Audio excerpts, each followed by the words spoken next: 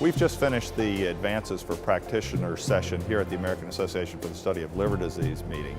This year, we looked, as in past years, at what are the most important papers that have been published in our field, and not only what these papers talked about, but whether these conclusions from these papers are now ready for use in our practice. I hope today the individuals who participated in this session were able to hear about recent literature and how they might incorporate those findings into their practices. Specifically with regard to acute kidney injury, I hope that everyone will pay more attention to these minor changes in creatinine that we've all observed over many years.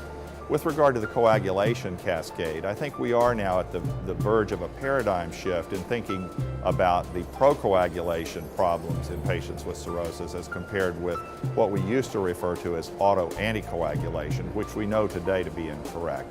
And finally, with regard to small hepatocellular carcinomas, I think we now have an idea that both radiofrequency ablation and resection are options for how to treat these patients before they get to the point of requiring liver transplantation.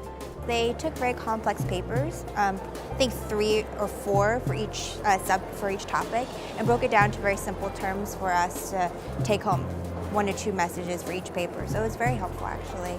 So I really enjoyed this session. Day to day, we do not have time to read through mountains of papers, and so to have the Cliff Notes version is very useful for our daily practice. It was very practical. They talked about some problems we all see every day, kidney injury, coagulopathy, all things that we can integrate into our practices. Well, I think I'm a trainee and everything is new for me, so I think it was just a new perspective for me, hearing all of these people with experience, in managing these disorders talk about all of these different issues. I think it's important because at this meeting we get a variety of things. A lot of it is scientific data related to things that are coming up in the future. But while we practice now, there are issues that we deal with our patients like right now. Like I'm going back to my practice tomorrow and I'm going to see patients that have some of these issues.